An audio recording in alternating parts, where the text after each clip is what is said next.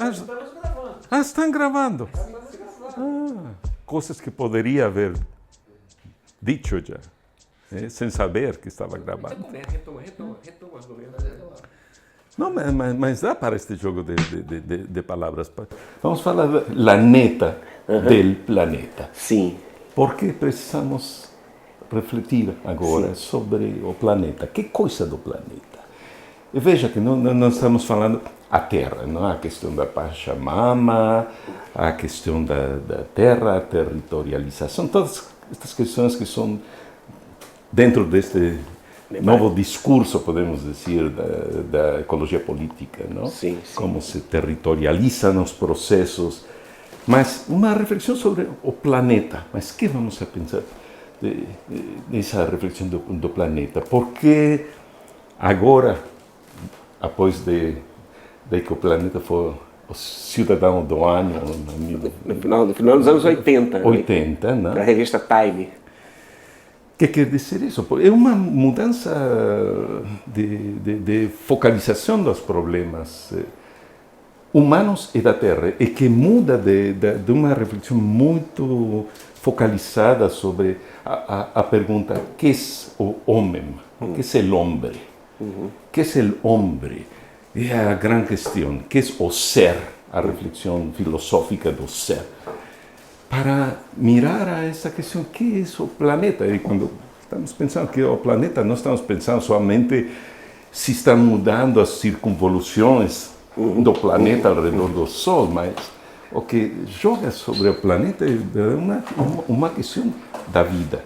Acho que o que está no fundo desta reflexão sobre o planeta é a questão de que estamos fazendo com o planeta, não porque podamos incidir nas trajetórias propriamente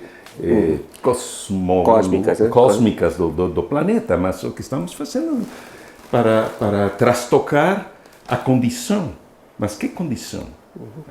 Não é a condição de trajetórias, é a condição da vida dentro desse planeta. Mas não seria isso, Henrique, ao mesmo tempo, trazer o planeta como o tema de reflexão? Não seria exatamente já o início da compreensão da crise do próprio antropocentrismo, dessa ideia de colocar o homem em centro do mundo? Quer dizer, a que levou isso? Quer dizer, no fundo, as condições da vida estão mostrando seus limites. Não seria isso que está diante dessa... Sim, absolutamente é isso. Quando gera, como se fala agora, não? De ecocentrismo, de biocentrismo, para sair de antropocentrismo. Não? Significa, assim, uma crítica, uma reflexão sobre, uma vez mais, sobre os limites de isso que os homens estamos fazendo por ser seres humanos. A condição humana, prefiro falar disso. Que acontece com a condição humana, que está trastocando de uma maneira muito forte, significativa, a composição, a evolução, podemos mesmo dizer, não? A condição do planeta como planeta vivo. Porque essa é a questão, não é uma questão de refletir sobre qual é a condição de Marte, de Vênus ou de outras galáxias. É a condição de isto que é o suporte, podemos dizer, da vida e da vida humana, e de uma certa, como dizer, desajuste. Eu diria de ruptura metabólica. Sim, que gera uma ruptura metabólica. Sim, que está provocando... Um metabolismo que ha sido, na história do planeta, muito complexo. Sim, porque mesmo houve momentos de formação da composição da atmosfera que permitiu a emergência da vida, mas que gerou também uma crise de oxigenação, de falta de oxigenação, para chegar a uma composição, podemos dizer, ótima, para gerar a vida. É que nós estamos trastocando, estamos mudando, trastocando um metabolismo que é muito complexo, que na história do planeta gerou já etapas que podemos falar mesmo de catastróficas ecologicamente. Há pessoas que respondem, não, que resistem à nossa crítica ambientalista, dizendo que o planeta já passou por tantas transformações ainda mais críticas, desapareceram os dinossauros e tantas vezes. Por que se preocupar agora da perda da biodiversidade, mesmo se o ser humano pode desaparecer?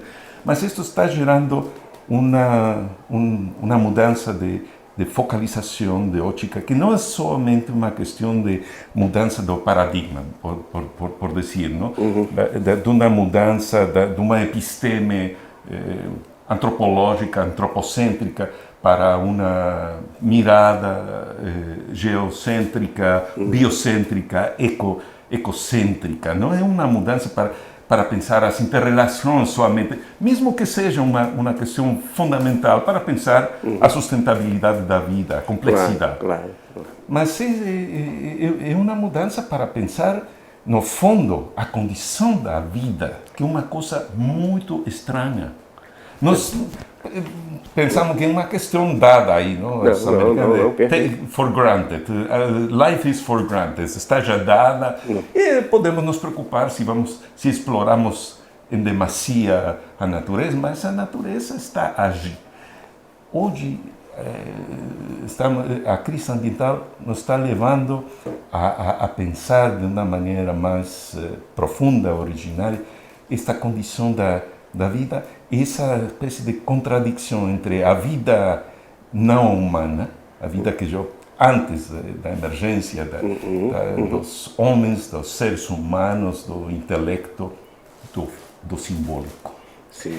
E esta disjunção tardou desde as épocas da aparição do ser humano, a aparição da linguagem, a aparição das estruturas, a ordem simbólica, todas essas complexidades, toda esta longa história do planeta e da humanidade, para chegar a um ponto onde que estamos questionando por primeira vez na história da humanidade, dentro do planeta, a condição da vida. Certo. Agora, Henrique, aí eu queria tomar trazer esse debate uma dimensão talvez mais mundana, quase que biográfica. Não é? Porque nesse momento, do final dos anos 80, em que, na verdade, a revista Time elege, né, o planeta como cidadão do ano, não é? O homem do ano, nesse mesmo momento você está à frente do PNUMA, através dos seminários da Universidade de Meio Ambiente. É verdade. Foi quando nós nos conhecemos, nessa cidade aqui de Florianópolis, em 89, com a figura do Scheibe, que também está aqui conosco. Nós nos conhecemos exatamente nesse momento. Nesse momento, nesse contexto, um ano antes, havia sido assassinado Chico Mendes. Né? E ao mesmo tempo, nesse contexto, que começa a emergir um tipo de reflexão de outros grupos sociais entrando nesse debate também. Né?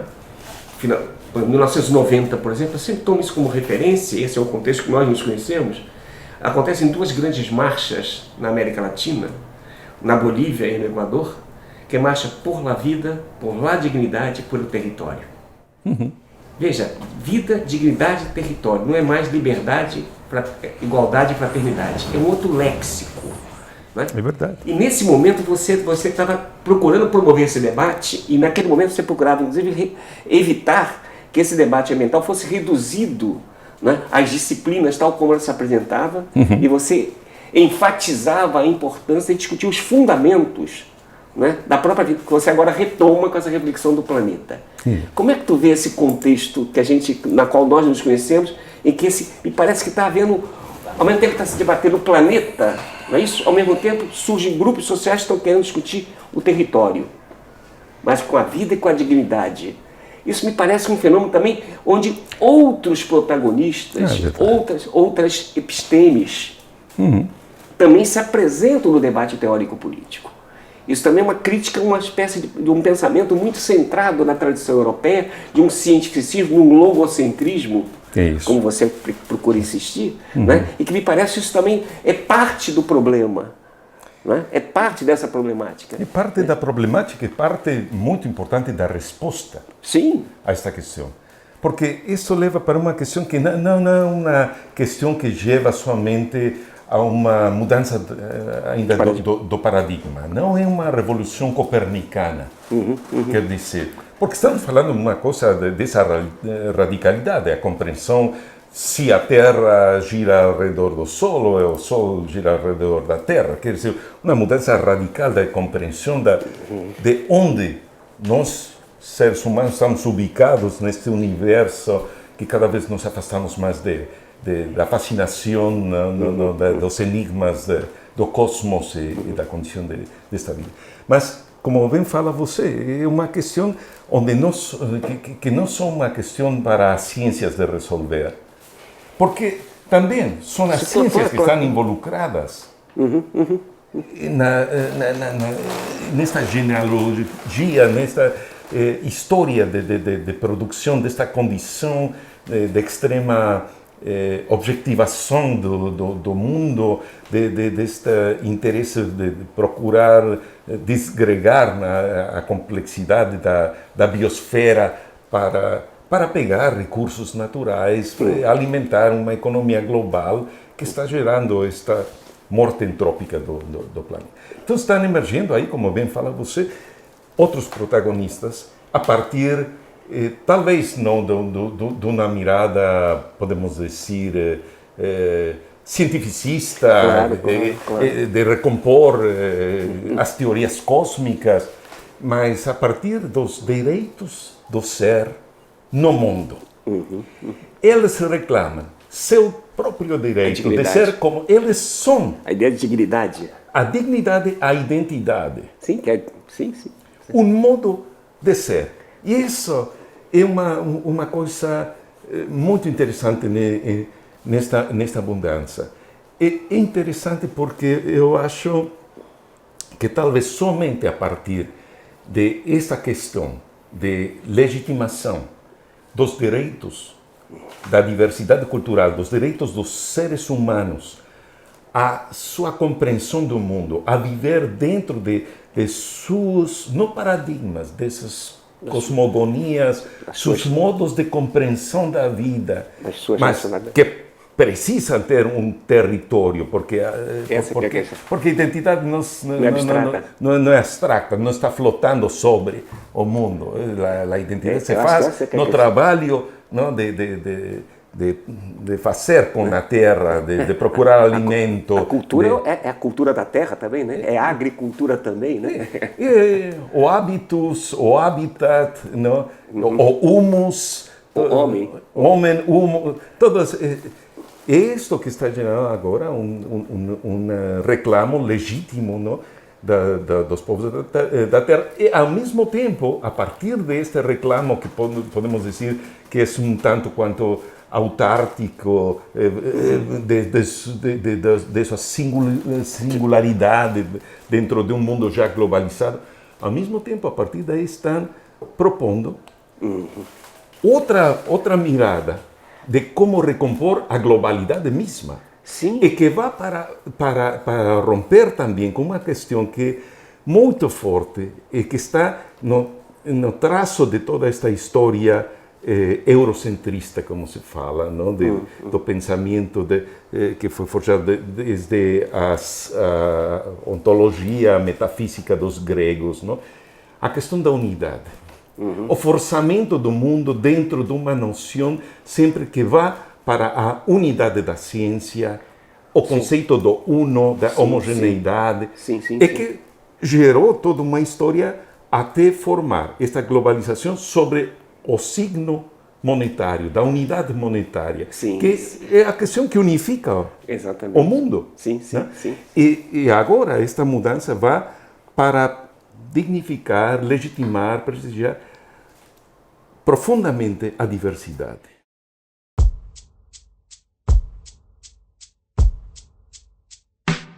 Aí que eu acho que tem um tema que nós vimos dialogando já há quase 30 anos, não é? Que ao mesmo tempo que essa imagem do planeta é colocada para que nós reflitamos sobre a própria condição da vida, não é? Ao mesmo tempo a questão da diversidade emerge e a junção não só da diversidade, que ao mesmo tempo o planeta tem áreas polares e tem áreas tropicais. Sim. Tem áreas calientes e áreas frias, áreas de bosque e áreas de estepes. Quer dizer, essa diversidade, ela é condição dessa unidade na diversidade no seu sentido mais profundo. Não é? E ao mesmo tempo, como isso se junta com isso que tu acabaste de dizer, com relação a essa diversidade cultural que se construiu a partir desses nichos, dessas convivências, e que é condição para a existência do próprio equilíbrio, esse equilíbrio que é sempre um equilíbrio instável, Sim. para ser dinâmico, Sim. e que pressupõe exatamente essa diversidade. E que o eurocentrismo, como tu colocaste, com sua colonialidade, com a sua visão colonial, acabou impedindo que essa dignidade / identidade / diversidade, isso emergisse como condição, inclusive, do equilíbrio global. É verdade. Ou seja, isso me parece que daí a questão, ao mesmo tempo que surge o debate sobre a dimensão planetária, ela vem com a riqueza dessa diversidade, desses outros protagonistas que trazem a sua singularidade e que cada vez mais clamam por um debate sobre a interculturalidade e não do multiculturalismo, como alguns tentam instrumentalizar, né? Até para submeter essa diversidade a uma lógica mercantil, a uma lógica capitalista. Agora, para que essa diversidade possa possa efetivamente existir, ela precisa, na verdade, de quebrar as relações de poder que impede exatamente essa riqueza. Sim, mas esse é um grandíssimo desafio.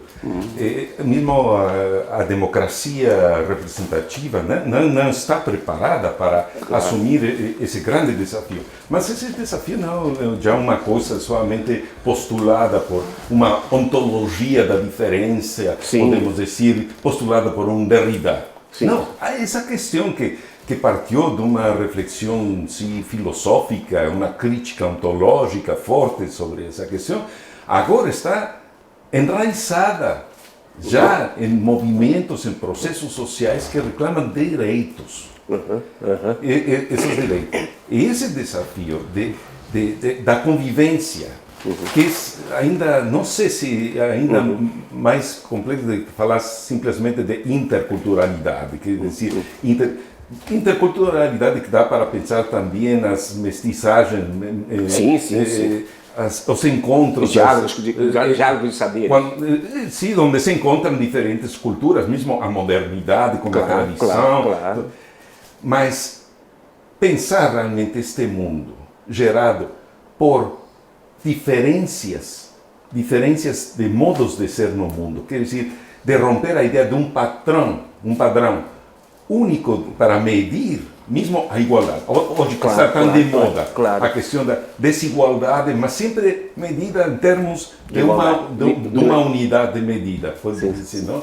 Do ingresso, tantos dólares por pessoa, isso dá uma medida de quão desigual é esse mundo. É como se a desigualdade fosse uma coisa ruim. A desigualdade, ao contrário, é uma coisa positiva. A desigualdade é pensada como diferenças de modos de ser. Sim. Mas isto ha estado tão sometido por toda a história. E hoje, mais que nunca. Ainda mais que nos tempos da conquista, da colonização, de impor uma religião, hoje é a imposição da unidade do mercado, onde todo mundo, todos os governos estão envolvidos. E é aí uma questão muito desafiante para pensar politicamente. Não somente para ir junto a esses povos que reclamam seus direitos, suas resistências, suas resistências de reexistir, de reconfigurar seus modos de vida. Não? Mas como pensar uma normatividade política internacional, a nível dos estados, tudo, para dar lugar, deixar ser, deixar o fluxo natural, como hoje falamos, criticamos que os fluxos da água são barrados, mas a mesma coisa ha acontecido com os fluxos naturais de criatividade cultural para reconstituir nesta ideia gloriosa de evolução criativa, não? Podemos dizer, parafraseando um pouco a Henri Bergson, mas a evolução criativa, mas é uma evolução criativa. E como abrir os cauces, não? Para permitir. E como, então, como vai ser esta convivência? Porque será sempre uma convivência conflitiva. Claro. Porque sempre tem essa questão de, finalmente, a geosfera tem seus limites. Sim. A população do mundo vai se acrescentar ainda um pouco mais, bastante mais. Sim. E o grande conflito são esses conflitos de territorialidade, de quanto espaço de território, pensando em termos mais físicos, precisa uma cultura para manter a sua autonomia e a sua diferença. Como fazer, então, como gerar esse diálogo de saberes, que é o diálogo de seres, diferentes, que têm direito. E que é a grande riqueza da humanidade, não somente porque eles têm um direito que reclamam, um direito individual, não, porque essa é a grandíssima riqueza da humanidade neste planeta. Tem um amigo nosso comum, que é o Arthur Argueta, antropólogo mexicano, que nos alerta que nós temos cerca de 680 milhões de indígenas no mundo, né?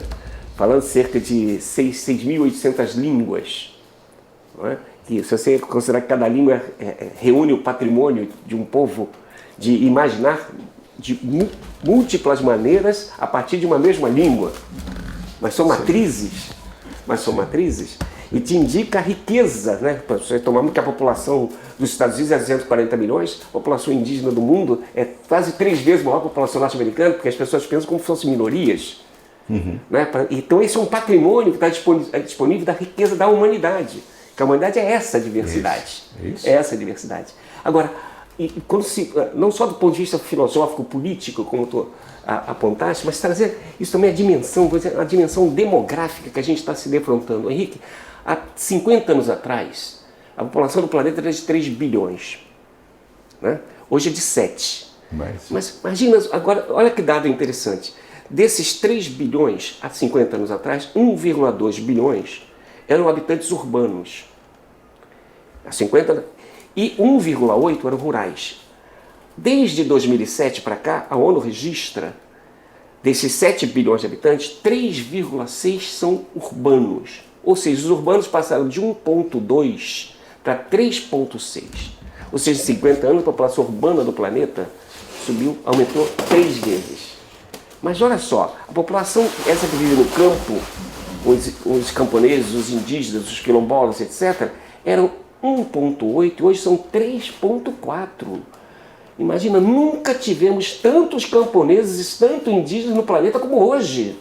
Sim. E ao mesmo tempo tu tens uma demanda de matéria e energia que é multiplicada quando a população se urbaniza, que está exercendo uma pressão enorme sobre uma população rural que também é maior do que há 50 anos atrás.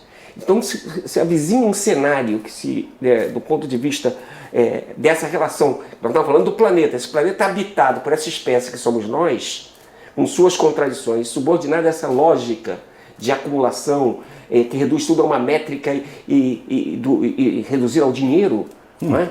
E tentando resolver essas demandas por essa lógica. Então se avizinha um período histórico, né, imediato, extremamente conflituoso, mas ao mesmo tempo, eu diria, com a virtude, olha o paradoxo, né, de que desde os anos 90 para cá, o protagonismo dessas populações se apresenta para o debate, né, de uma maneira...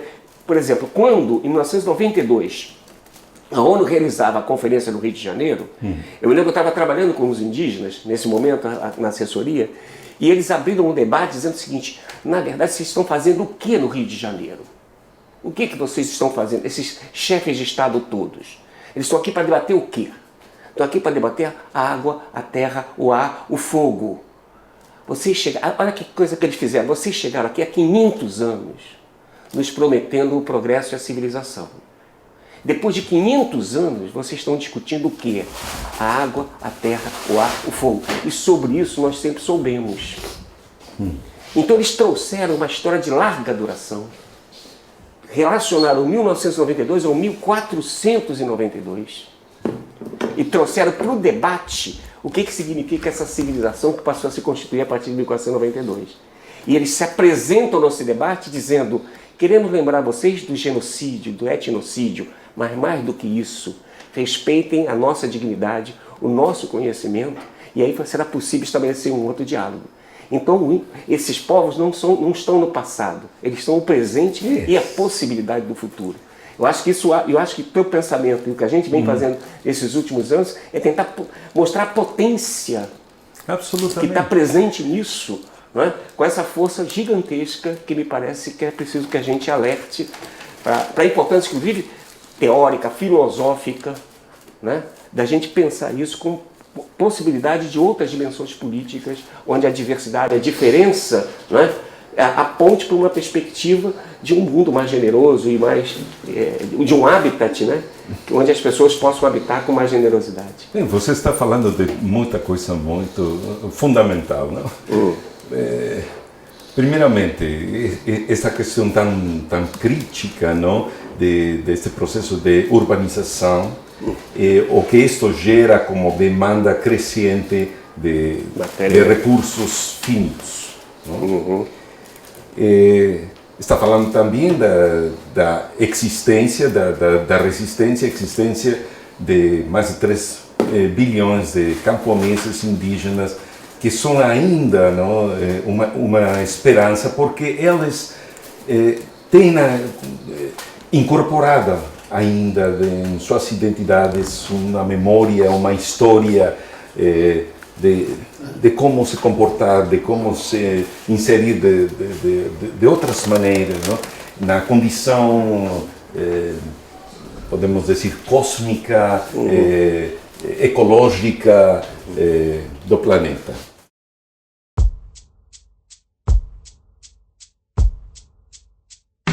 Mas devemos também acreditar que esses camponeses agora não estão morando em um campo, em um território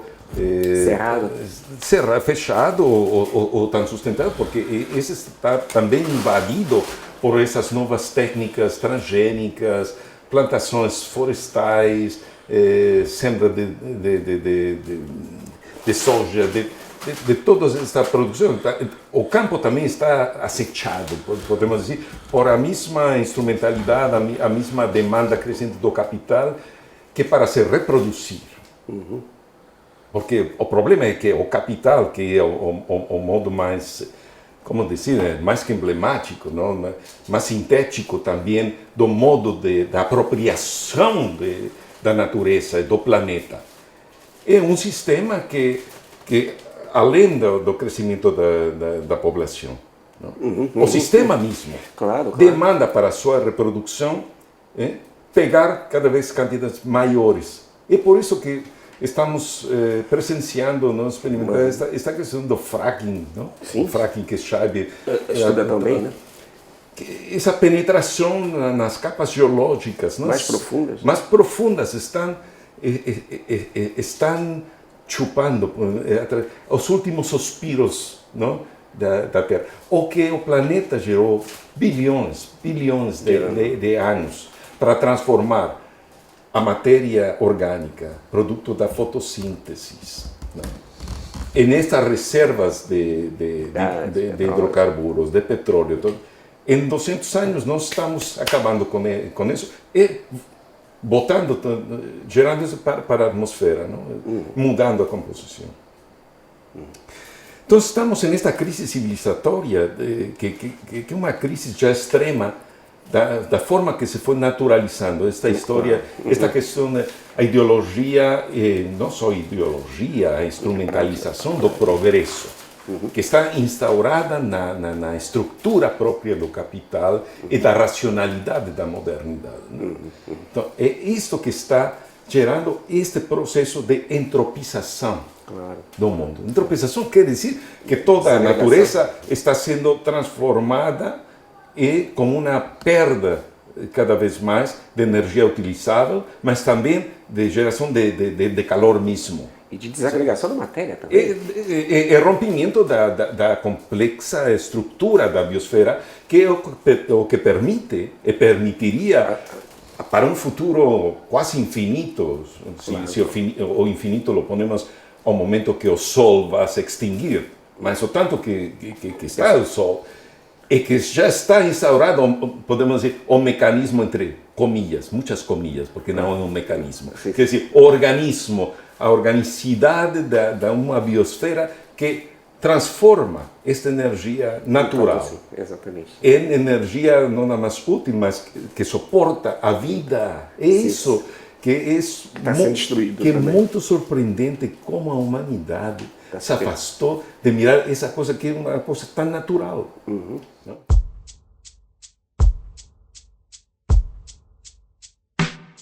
Então, o que estamos agora é para esse processo de reinvenção de modos de viver. O urbanismo, como conhecemos, o urbanismo é tão insustentável como o capital é insustentável. Então, como mudar os modos? E você bem fala também nessa ideia de resistência, esta coisa também que vai contra estes preconceitos da antropologia, que os povos tradicionais são sociedades frias, imutáveis. Isso não é verdade. Elas estão demonstrando uma capacidade de criatividade Enorme. Surpreendente de reconstituir seus modos de produção, seus modos de vida, de dialogar criticamente, mas dialogar com a modernidade. Mas, ao mesmo tempo, a intelectualidade se recusa. está fechada em si mesma. É verdade. Todo esse discurso agora dos grandes sociólogos de nosso tempo, não? Giddens, falando da destradicionalização, como se fosse um processo progressivo, irreversível, onde todas as tradições, esses modos antigos, tradicionais, originais, teriam que desaparecer, absorvidos por a modernidade. E esses sociólogos que estão aí apoltronados, não, em sua glória sociológica, não estão mirando o que está acontecendo, como essas tradições não estão se modernizando no sentido da modernidade, desta progressão. Claro. Estão se reconstituindo de outras maneiras, com outra reflexão. Então, é isso que, por quanto à ecologia política desde a América Latina, desde nossas reflexões, acho que uma contribuição bem, podemos dizer, positiva porque a questão para pensar as saídas possíveis, porque estamos aí numa questão, um grande dilema. A humanidade, chegada a este ponto, não, de atrapamento dentro destas lógicas, dentro dessa estrutura, poderá sair daí? Poderemos fazer um giro não epistemológico, mas dos modos de compreensão e de modos de habitar o planeta. Mas se isso vai acontecer, não vai ser produto de novas tecnologias, dessas novas tecnologias, mas talvez produto de novas técnicas, de novos modos de fazer a vida nesse humus da Terra, e onde está vibrando essa questão nestes territórios. É por isso que é fascinante o que você faz, acompanhar, de mirar de perto esses processos de reconstituição, essas alianças, mas sempre pensando como eles estão pensando, como alinhar, poderia eu dizer, nossos pensamentos às suas ações criativas. Claro. Eu queria trazer agora para a conversa um pouco um companheiro nosso, um grande amigo nosso, que, já que você falou dos sociólogos apoltronados, né, que estão muito bem falando da inevitabilidade da modernização de tudo, não é? E que falar de um sociólogo, um antropólogo, que é muito amigo nosso, que é Arthur Escobar. E Arthur acaba de produzir um texto, que foi a sua conferência de Medellín, lá no Congresso de Claxo, O onde Sente Pensar. Onde ele vai falar, o seu livro é o Sente Pensar com a Terra, mas ele vai falar que com a Terra, desde abaixo e por la esquerda, um texto que ele produziu, né, em que, inclusive, coincidentemente, eu estava escrevendo um artigo, meu artigo eu retomava, como você sabe que é o meu estilo, eu retomava uma consigna que estava inscrita nas lutas sociais, que é vida, dignidade e território, né? E que acabamos por confluir, e eu acho que o Arturo foi mais incisivo no seu texto, em que ele dizia, olha, o pensamento crítico latino-americano não está em crise. O que está em crise é certo pensamento crítico que se impôs na América Latina. A gente está vivendo um momento extremamente rico, onde novas ideias estão surgindo, como essa, quando eu tomei o Vida, Dignidade e Território, dizendo que não é mais liberdade, igualdade e fraternidade, é outro léxico, é outro horizonte de sentido para a vida. Sim. E está sendo trazido, e trazendo lá, por exemplo, a dignidade é a cultura, eu sou digno do jeito que eu sou, mas isso não existe em abstrato, eu preciso das condições materiais para que a minha cultura seja, eu preciso do território, não é? Ou seja, a questão da territorialidade junto. Então, Arturo recupera essa dimensão dessa riqueza que vai aparecer na América Latina hoje, com um debate, por exemplo, nós temos uma esquerda ainda muito marcadamente nacionalista. E aí você vê na América Latina surgindo a ideia de estados plurinacionais. Olha, ou seja, reconhecendo que dentro desses territórios nacionais você tem, na verdade, colonialismo interno. Vou te dar um dado que talvez vai te surpreender, Henrique. O Brasil, vou fazer uma provocação, talvez seja o país mais indígena da América. Isso assusta um mexicano, assustaria um peruano, assustaria um boliviano, um guatemalteco. Mas o Brasil tem 305 etnias, pueblos indígenas. A Bolívia tem 36. Então, no Brasil isso é completamente ignorado. Né? Como se nós condenássemos o colonialismo português por ter invadido o território brasileiro e massacrado os índios, e como se eles tivessem acabado. E como se, na verdade, hoje se defronta com a existência desse enorme patrimônio, não só da humanidade, como patrimônio nosso aqui, de vivido aqui, que, na verdade, esses povos, né? E aí, como é que isso entra, por exemplo, através da cultura camponesa, esses povos indígenas, como o Chico Mendes dizia, não há defesa da floresta sem os povos da floresta, onde ele considera que esse conhecimento ancestral, né, que chegou a ele através, ele se dizia, eu sou filho de índio, embora filho de sertanejos, camponeses, mas que para poder sobreviver na floresta, que antes sacava a goma, mas a goma não se come goma elástica. E depois que entra em crise isso, ele teve que viver na floresta, mas ele tinha sido levado para lá para cortar látex. E ele teve que aprender com quem? Isso se come, isso é veneno. Ou seja, ele sabe que a cultura dele é essa cultura milenar que chegou a ele de maneira reinventada. E esse conhecimento com um bosque que hoje o planeta inteiro sabe da importância disso. E a gente também, essa ideia de a gente marcar o tempo com a chegada do conquistador, a gente esquece que na Amazônia brasileira, por exemplo, temos ocupação de 11.200 anos. E há 11.200 anos, Henrique, a floresta estava regredida em função das condições climáticas da época. A Amazônia era basicamente savana, não era floresta. Então essa floresta começa a se formar de 10, 11 mil anos para cá, já tinha gente aí. Então não tem nenhum sentido essa visão eurocêntrica de natureza de um lado e cultura de outro. E, na verdade, é um processo de coevolução profundo, e que depois aparece na figura de um camponês dizendo não há defesa da floresta sem os povos da floresta, não há defesa do humedal sem os povos do humedal, defesa do rio sem o ribeirinho.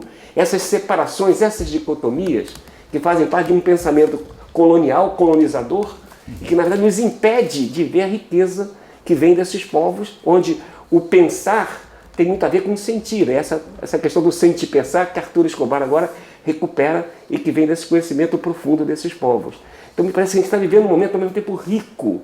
Acho que só que eles estão olhando muito para a crise do capitalismo, a crise do Estado, não está vendo essa riqueza, não é? Que está emergindo e se colocando para o debate, oferecendo um outro léxico, uma outra gramática e um outro horizonte de sentido teórico-político. Esse pensamento, ou seja, a ecologia política latino-americana, de certa forma, ela tem dialogado com isso. E você é das figuras que tem estado atento para isso o tempo inteiro, com a figura de Arturo Escobar, e até com a ajuda de um catalão, né? De um catalão, que é o nosso amigo A Martins ali, que eu digo que agora a Catalunha está fazendo o que nós já fizemos há 200 anos, eu costumo brincar com ele, está fazendo a independência da Espanha com certo retraso. Mas me parece que isso nos une e acho que nos apresenta assim, um horizonte extremamente rico, né? Que eu acho que é onde a gente está metido até a medula, né? Com essas coisas todas. Que me dá uma enorme alegria, eu diria, de poder partilhar e poder estar vivendo com uma figura como o Chaire, que está aí nos assistindo aqui, nos provocando, e que teve desde o primeiro momento junto com a gente, né? Que nós nos conhecemos, e nós conhecemos e reforçando toda essa aproximação, esse acercamento dessas lutas, né? Que são lutas epistêmicas e políticas. Isso é uma frase de Luiz Macas, que é um agrônomo quichua. Ele diz, nossa luta não é só política, é uma luta epistêmica e política. Então é um outro horizonte também, né, que está sendo colocado. E você, quando insiste nessa dimensão, quando tu fazes a crítica, alguns vão falar, a racionalidade ambiental, que é um termo que você vem insistindo no debate, mas como tu constrói essa ideia, né, numa crítica profunda a uma racionalidade econômica, por sua vez é fruto de um logocentrismo, de uma visão metafísica de mundo, que ao mesmo tempo se transforma em economia, sem separação, e tem pessoas que têm dificuldade de entender essa dimensão profunda que tu desenvolve com essa ideia de racionalidade ambiental. Queria te agradecer essa oportunidade de ter trazido isso também para o debate, né? E oferecer para a gente um outro horizonte teórico e político.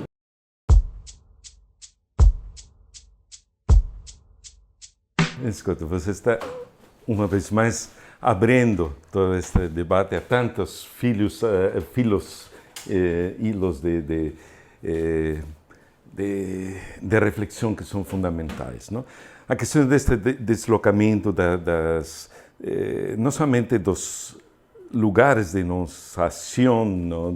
Da compreensão do mundo, mas essas matrizes discursivas diferentes, esses novos modos de fazer política dentro do discurso, sabe? Quero dizer, esta mudança está passando necessariamente por uma luta que é de territórios, mas é uma luta também dentro de práticas e estratégias discursivas. Claro. Toda a legitimação destes novos direitos, que é o contraforte mais para mim, mais claro que pode haver hoje, frente ao expansionismo do capital, passa por a legitimação de certos discursos e de certas lógicas de sentido diferenciadas, não? Então, por isso, esta questão da luta da dignidade, do território, da identidade, da vida, a vida que está voltando a ser não uma coisa que estava de soar, a vida como uma coisa preconcebida, que todo mundo sabe, que um debate para os biólogos de saber se a evolução se dá por mutações genéticas ou por modos de adaptação ao meio, sabe, todo este debate darwiniano, lamarckiano, não? Não, mas voltar à vida como um conceito fundamental de compreensão de como é que estamos neste planeta e como é que damos sentido a isso que chamam a vida, não? Isso é formidável. Então, isso está gerando estas novas estratégias discursivas, esta mudança, estes encontros, não, entre lógicas lógicas de poder diferenciadas. O fato de trazer também como o grande exemplar, diríamos em termos cunianos, não? O grande exemplo que é os seringueiros. Sempre que eu falo, acho que eu não posso fazer uma fala sobre esta questão de mudança de lógicas, de modos de ser no mundo, sem me referir aos seringueiros. A questão desta... primeiramente, deslocar essa questão que estamos em uma lógica onde temos desenvolvimento e áreas de conservação. Claro, já separado. Esta ideia de que o homem sobre um ecossistema, seja qualquer tipo de ecossistema, vai ser destrutivo e tem que ser conservado dentro de uma normatividade também imposta desde um regime, não sei, administrativo, jurídico, sabe, do Estado, não? Seja do Estado Nacional, seja do município, o que seja. Mas que o homem, dentro de um ecossistema, é o elemento mais ruim que pode haver, não? Quebra isso. Então, o que os seringueiros, e com eles muitos outros grupos estão fazendo, é demonstrar que somente o ser humano, com todas as suas imperfeições que tem, porque precisamos também desmitificar esta ideia de que as culturas tradicionais fizeram uma adaptação perfeita. Ninguém fez isso. Claro. Aí é uma questão que, mesmo agora vou voltar a ela, não? A questão dessa perversão mesma que surge com esta disjunção entre o real e o simbólico, a construção do mundo simbólico com suas perversões que vêm com isso. Não?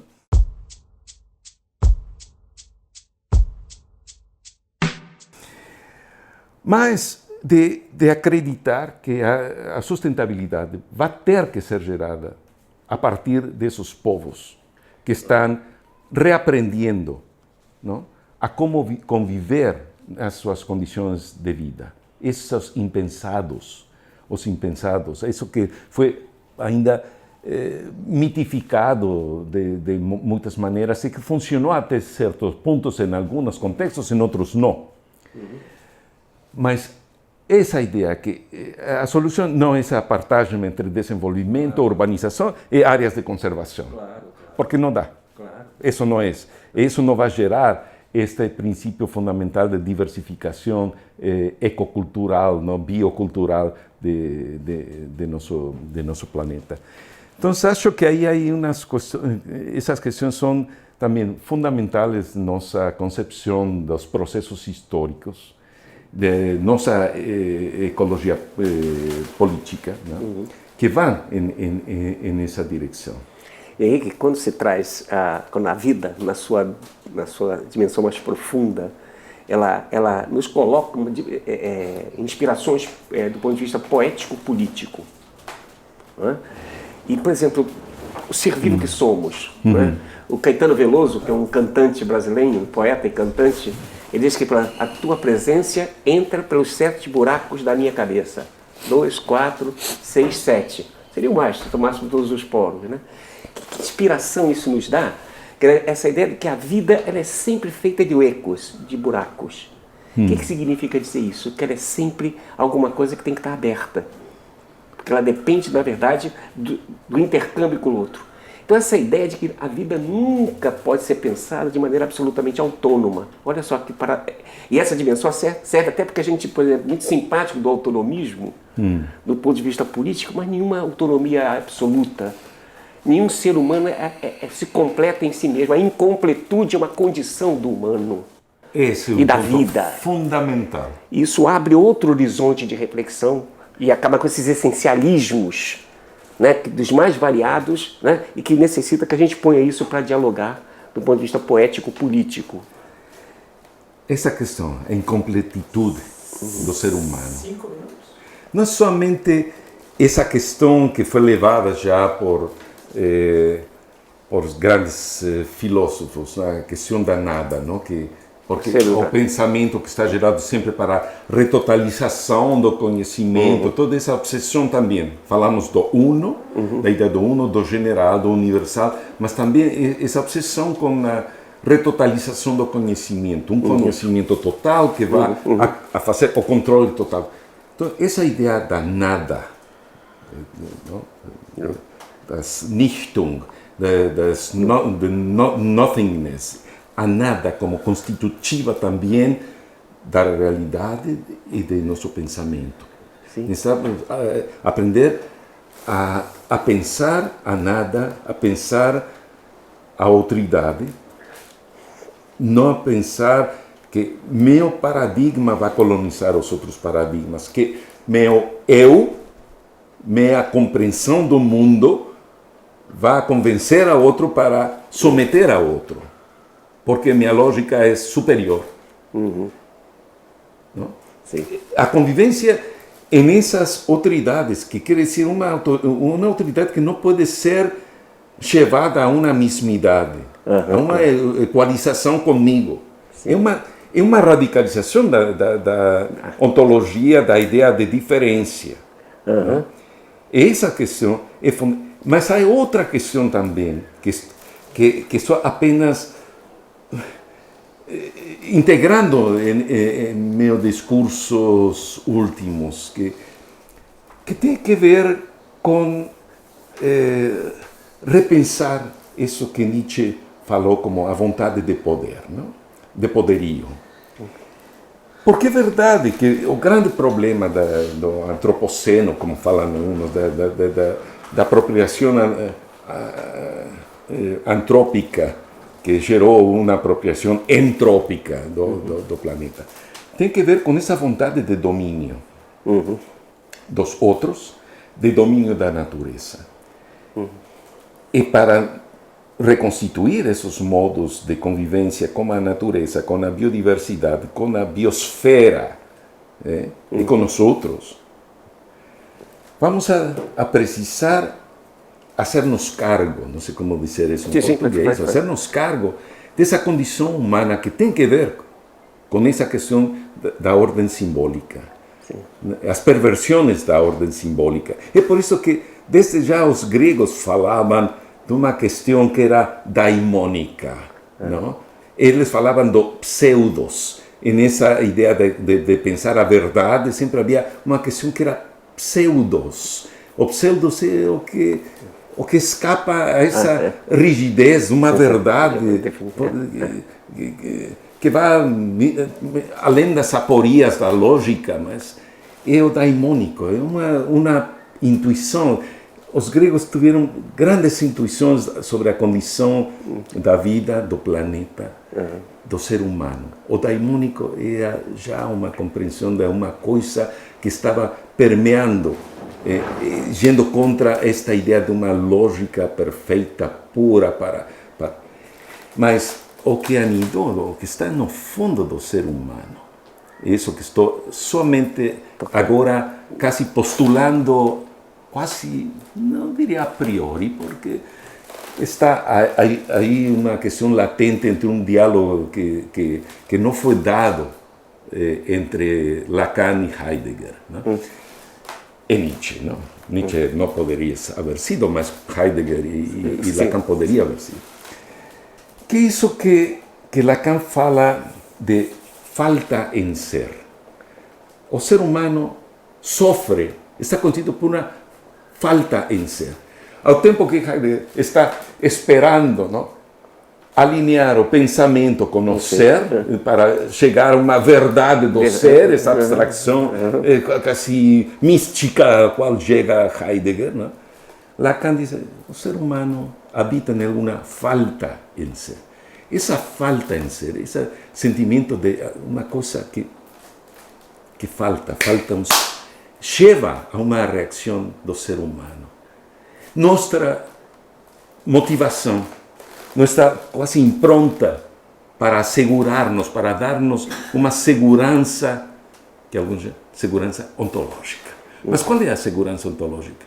Dominar, se completar com quê? Seja com um paradigma, com uma identidade, com uma maquiagem, com qualquer coisa, para se completar, para poder se mirar a um espelho e mirar-se a si mesmo de forma completa. Não? Essa falta em ser, essa vontade de dominação, precisamos dominá-la.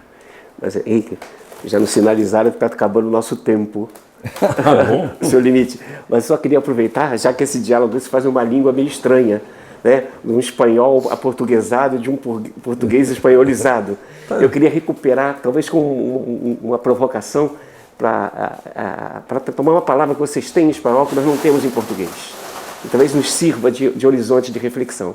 Vocês têm uma palavra chamada nós outros. Nós portugueses só temos nós.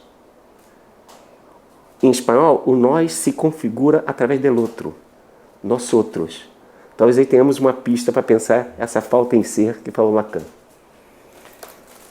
Meu querido amigo, aliado e cúmplice da vida. Te agradeço também por essa beleza. Só vou dizer, um livro que escreveu minha amada Jackie, fala justamente de nós outros. Olha que maravilha. Graças. Um grande abraço. Grande abraço. Abraço, Shaibe. Muito bom. Shaibe, Zeca. Muito obrigado. Queremos ainda formalizar uma autorização para utilizar essas imagens, voz de vocês, em produções da TV da Universidade. TV da Universidade Federal de Santa Catarina. Tá, só Está passar. autorizado aí, Sim, está sim. assinado aqui. Então, se quiser, seja declarado que está autorizado, está gravado, autorizado. Se quiser também dar um papel para firmar, pode, não tem nenhum problema, está autorizado. Ó.